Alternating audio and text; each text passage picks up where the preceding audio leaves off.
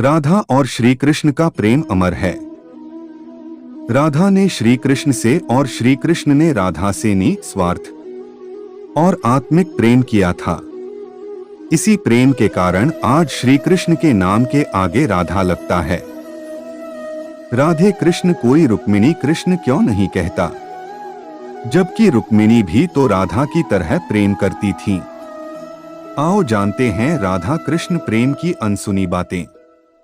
एक अन्य पौराणिक कथाओं के अनुसार राधा श्री कृष्ण से 5 वर्ष बड़ी थी।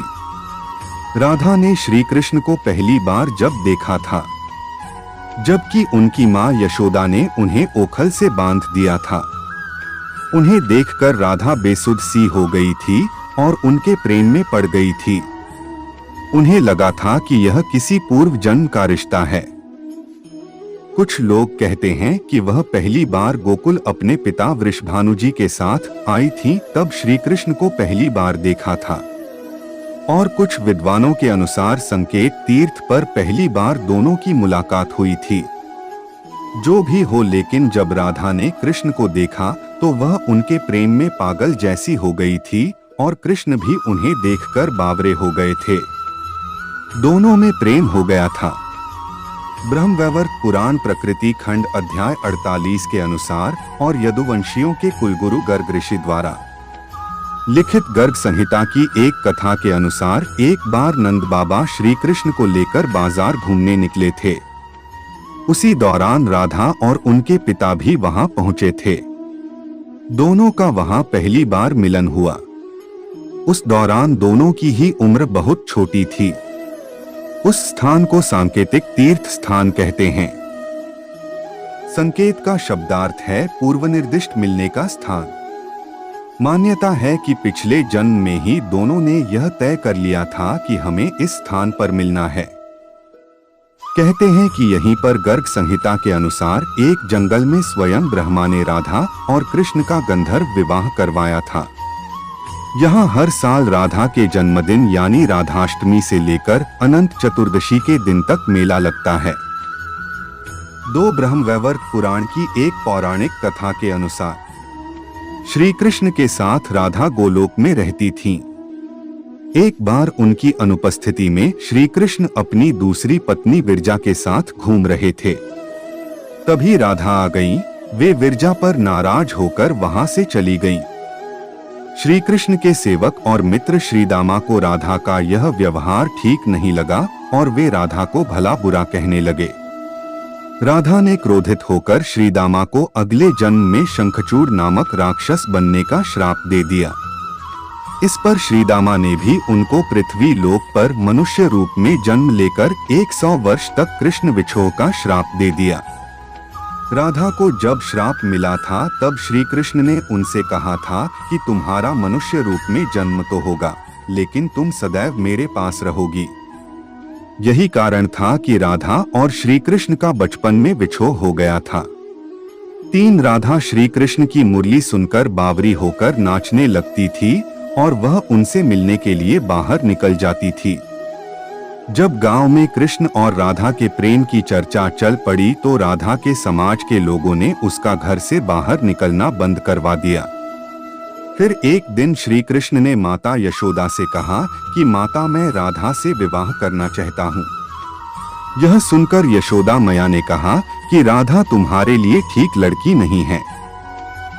पहला तो यह कि वह तुमसे 5 साल बड़ी है और दूसरा यह कि उसकी मंगनी यशोदे के भाई रायण पहले से ही किसी और से हो चुकी है और वह कंस की सेना में है जो अभी युद्ध लड़ने गया है। जब आएगा तो राधा का उससे विवाह हो जाएगा, इसलिए उससे तुम्हारा विवाह नहीं हो सकता। लेकिन कृष्ण जिद करने लगे। तब यशोदा ने नंद से कहा। कृष्ण ने नंद की बात भी नहीं मानी। गर्ग ऋषि ने कृष्ण को समझाया कि तुम्हारा जन्म किसी खास लक्ष्य के लिए हुआ है। इसकी भविष्यवाणी हो चुकी है कि तुम तारणहार हो। इस संसार में तुम धर्म की स्थापना करोगे। तुम्हें इस ग्वालन से विवाह नहीं करना चाहिए। तुम्हारा एक खास लक्ष्य है। गर्ग मुनि हर तरह से समझाते हैं, लेकिन कृष्ण नहीं समझते हैं तब गर्ग मुनि उन्हें एकांत में यह रहस्य बता देते हैं कि तुम यशोदा और नंद के पुत्र नहीं, देवकी और वसुदेव के पुत्र हो और तुम्हारे माता पिता को कंस ने कारागार में डाल रखा है। यह सुनकर श्री कृष्ण के जीवन की दशा बदल जाती है। 4 राधा के परिवार को जब पता चला कि यह श्री कृष्ण की मुरली सुनकर उनके प्रेम में नाचती हुई उनके पास पहुंच जाती है, तो उन्होंने राधा को घर में ही कैद कर दिया था। तब श्री कृष्ण ने अपने साथियों सहित एक दिन उन्हें रात में कैद से मुक्त कराकर उद्धव और बलराम सहित अन्य सखियां के साथ रात भर नृत्य किया था। यह रात पूर्णिमा की रात थी जब महारास हुआ था।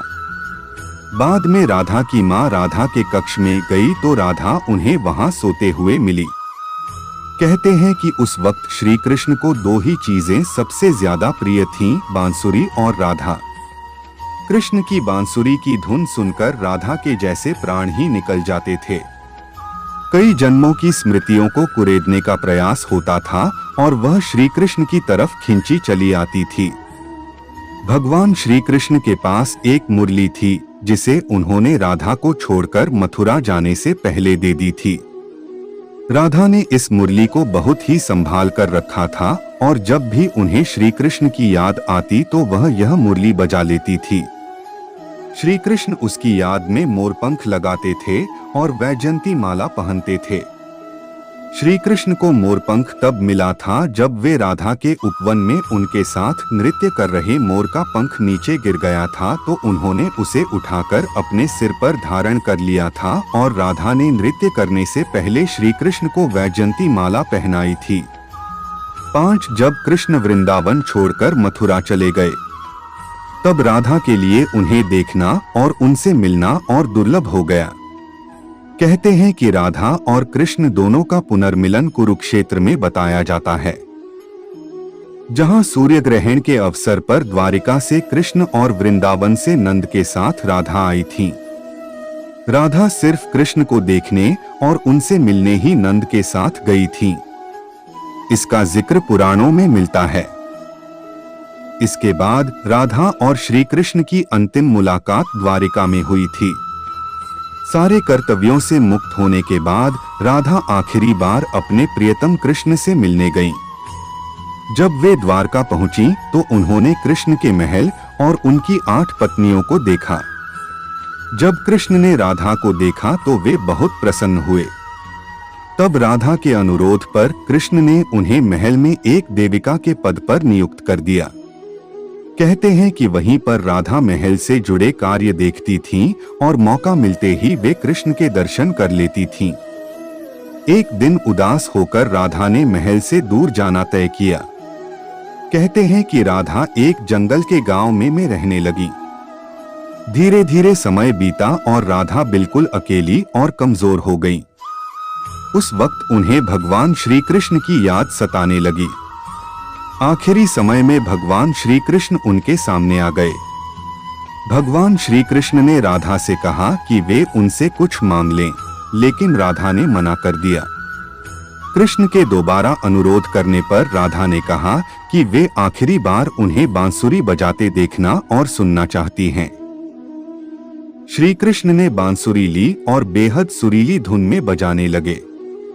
श्री कृष्ण ने दिन रात बांसुरी बजाई। बांसुरी की धुन सुनते सुनते एक दिन राधा ने अपने शरीर का त्याग कर दिया।